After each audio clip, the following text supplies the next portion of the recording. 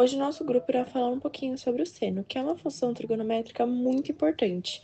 Ele é usado para entender relações entre ângulos e estudar também fenômenos periódicos, como as ondas, sons e movimentos circulares.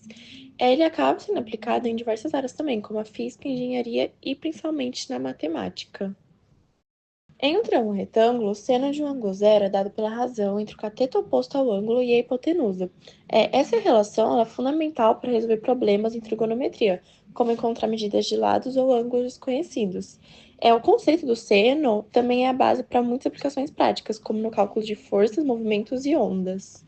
Quando pensamos no círculo unitário, o seno de um ângulo zero é a coordenada y do ponto onde a linha que forma o ângulo intercepta o círculo. Isso nos dá outra forma de entender o seno sem depender apenas dos triângulos. Essa visão acaba sendo muito útil para estudar ângulos maiores que 90 graus e para entender melhor o comportamento das funções trigonométricas em gráficos. Agora, sobre diferentes quadrantes, o valor do seno ele pode ser positivo ou negativo, e isso acaba dependendo de qual quadrante o ângulo está no círculo unitário. No primeiro e no segundo, o seno é positivo, enquanto no terceiro e no quarto, ele é negativo. Isso acaba acontecendo porque a coordenada y pode ser tanto positiva quanto negativa, dependendo da posição no círculo. Bom, partindo para o contexto histórico, mesmo sem conhecer o seno como hoje, egípcios e babilônicos já usavam princípios geométricos. Os egípcios aplicavam proporções em triângulos nas pirâmides, e os babilônicos estudavam ângulos e distâncias celestes, práticas que mais tarde se relacionariam com a trigonometria e o conceito de seno. Na Grécia Antiga, a trigonometria começa a se formalizar com Hiparco na Niécia, que criou a primeira tabela trigonométrica usando cordas em círculos. Ele não usava o termo seno, mas sua tabela de cordas estabeleceu uma relação direta entre ângulos e segmentos de linha em círculos. Ptolomeu mais tarde aprimorou essa tabela para resolver problemas astronômicos, e elas foram fundamentais para as gerações seguintes. O termo seno surgiu na Índia com Aribrata, que usou já para descrever parte de um círculo. Esse termo foi traduzido para o árabe como diab e mais tarde para o latim como sinus, que se transformou em seno. Alguns matemáticos indianos também criaram tabelas precisas de senos, essenciais para cálculos astronômicos e navegação. Bom, durante a Idade Média, matemáticos árabes como Al-Bratani e Al-Khwarizmi expandiram as tabelas de senos e cossenos. Al-Bratani aumentou a precisão dos cálculos astronômicos com o uso dessas tabelas, enquanto Al-Khwarizmi aplicou a trigonometria na solução de equações geométricas, contribuindo para o avanço da álgebra e da matemática aplicada.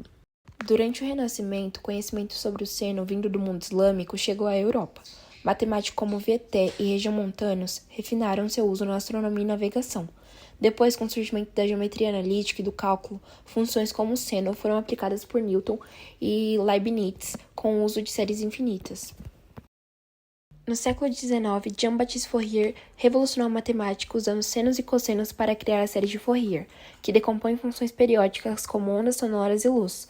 Hoje o seno é essencial em áreas como física, engenharia, astronomia e tecnologia, sendo utilizado para modelar ondas e em aplicações como processamento de sinais e telecomunicações.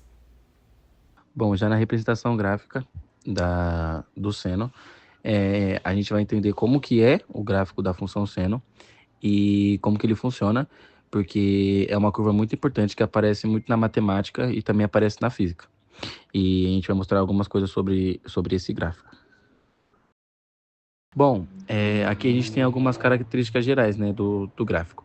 Ele é uma curva contínua e uma curva suave, que ela é chamada de senoide. Ela sempre varia entre o valor de -1 e 1, e repete o seu padrão a cada 2π radiano, ou 360 graus da sua volta. Bom, aqui a gente tem alguns pontos principais. Vou dividir esses pontos principais em duas partes. A gente tem observando o gráfico, a gente vê que no ângulo de 0 graus, o valor do seno é 0. E já no valor de 90 graus, o seno ele atinge o valor máximo, que é o 1, o seu valor máximo, no caso. E outro ponto principal é que, continuando, né, no ângulo de 180, o valor do seno volta a ser 0. E em 270 graus, o valor do seno é -1. E finalmente, quando ele chega em 360 graus, ele retorna novamente para o 0. Assim, ele completa todo o seu ciclo, né? Bom, aqui tem uma imagem, né, da representação gráfica da função seno, e a gente pode perceber que ele tem alguns pontos principais, né? O valor máximo, né, quando ele chega a 90 graus, o valor mínimo quando ele está em 270 graus, e os cruzamentos no 0 graus e 180 graus e 360 graus. Agora vamos falar um pouco sobre as aplicações do seno. O seno normalmente é usado para descrever movimentos que se repetem, como as ondas do mar, vibrações e até o som que nós ouvimos. Sempre que algo oscila, o seno aparece nas fórmulas. Também na engenharia, em estruturas como pontes e prédios, o seno é essencial para calcular forças. Ele ajuda também para garantir construções. Também eu vou falar para vocês sobre a navegação e aviação dentro do seno, que ele permite calcular rotas e distâncias usando ângulos. Sem ele, seria muito mais difícil para nós determinarmos as posições precisas em mapas ou no céu. Também tem a computação gráfica, que em animações ou jogos o seno cria movimentos suaves e realistas, como o balanço de um personagem ou o movimento de uma câmera.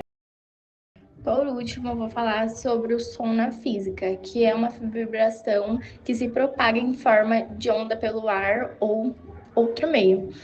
Normalmente, essas ondas podem ser representadas graficamente como funções matemáticas, e uma das mais importantes é justamente a função seno. Agora eu vou falar um pouco para vocês das curiosidades. Em primeiro tem a origem. A palavra seno vem do latim sinus, que significa baia ou dobra, e foi usada para traduzir termos antigos da matemática indiana. Primeiro uso. O primeiro uso do seno já era usado por astrônomos da Índia há mais de 1500 anos, para nós calcularmos posições de estrelas e planetas. E também temos o círculo unitário. Uma curiosidade é que o seno pode ser visualizado num círculo de raio 1. Ele representa a altura mais ou menos de um ponto em movimento. E por último, temos a aplicação natural. A aplicação natural é o movimento de pêndulo, das marés e até da luz, pode ser descrito com funções senos. Normalmente é usado para